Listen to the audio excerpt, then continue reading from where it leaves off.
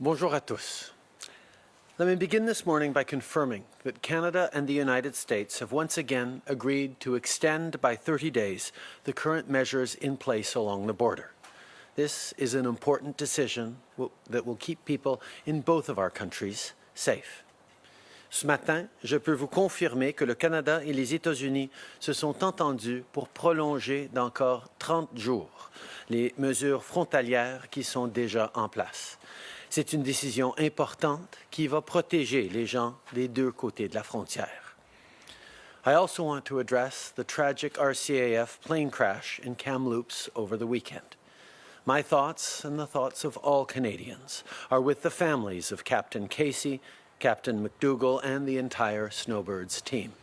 This has been a very difficult few weeks for members of the Canadian Armed Forces. As we mourn, we remember Captain Casey as a proud Nova Scotian and an outstanding servicewoman, a journalist who turned her talents to the forces. She will be remembered not just for her professionalism, but for her sense of humor and for her kindness. As we honor her, we pay tribute to the bravery of all those who serve today. Our women and men in uniform are always there for us, serving overseas to defend the values we hold dear, working here at home to care for our seniors and lift our spirits with flyovers. So to everyone who so proudly wears the maple leaf, thank you. You do your country proud, today and every day. Au lendemain de l'écrasement tragique d'un avion de l'aviation royale canadienne qui a eu lieu en fin de semaine, les Canadiens sont de tout cœur avec la famille de la capitaine Casey, celle du capitaine McDougall et toute l'équipe des Snowbirds. Au moment où on pleure le décès d'une autre héroïne, on rend hommage au courage de tous ceux qui servent notre pays. À chaque jour, vous faites notre fierté. As we start to carefully and gradually reopen our economy, a lot of people will be wondering what that means for them. If you've been laid off, you're probably waiting to see whether your employer will start up your workplace and rehire you. To help them do that, we've extended the wage subsidy through the summer. This is about getting people back to work and giving businesses the confidence to reopen, rehire, and even grow.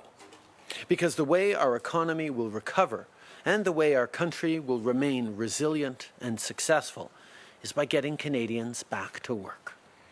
Many business owners are already benefiting from this program to rehire and maintain the crucial link between workplace and employee.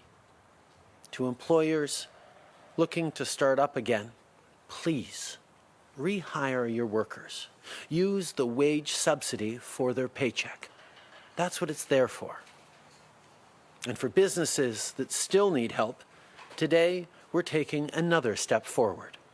Today I can announce that we are expanding the eligibility of the Canada Emergency Business Account. If you are the sole owner-operator of a business, if your business relies on contractors, or if you have a family-owned business and you pay employees through dividends, you will now qualify. For example, for a hair salon owner with stylists who rent chairs, for a local physiotherapist, for an independent gym owner with contracted trainers. This is for you. We'll have more details very soon about when you'll be able to apply. But we heard you when you said you needed a hand.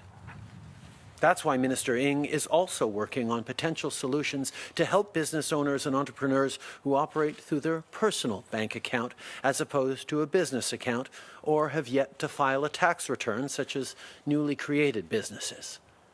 And, as we announced last week, there's new funding for regional development agencies too, which you can always contact if you still don't meet these expanded criteria. Businesses like yours are the backbone of our economy and the lifeblood of our communities. And whether it's with the CEBA or the expanded wage subsidy, we're in your corner. Pour aider les propriétaires de petites entreprises à couvrir leurs dépenses, on élargit la portée du compte d'urgence pour les entreprises canadiennes. Déjà, plus de 600 000 petites entreprises ont obtenu un prêt de 40 000 par l'entremise du programme. Mais on sait qu'il y a encore plus de gens qui ont besoin d'aide. Donc, si vous êtes l'unique propriétaire et employé d'une entreprise, si votre entreprise dépend de travailleurs sous contrat, ou si vous avez une entreprise familiale et vous payez vos employés avec des dividendes, vous allez être admissible. Par exemple, si vous avez un salon de coiffure où vos stylistes louent des fauteuils, si vous êtes un physio qui travaille à son compte ou si vous êtes propriétaire d'un gym qui emploie des entraîneurs sous contrat, le programme sera là pour vous. On travaille fort pour que les gens gardent leur emploi ou puissent retourner au travail et on le fait en aidant les petites entreprises qui sont tellement importantes dans nos communautés à maintenir leurs activités. Parce que c'est comme ça que le Canada va pouvoir revenir en force. Bien entendu, pour qu'on puisse traverser la crise, on doit aussi avoir assez de matériel médical et d'équipements de protection pour que les gens puissent rester en santé et en sécurité. Ce matin, j'aimerais donc faire le point sur l'équipement de protection individuelle.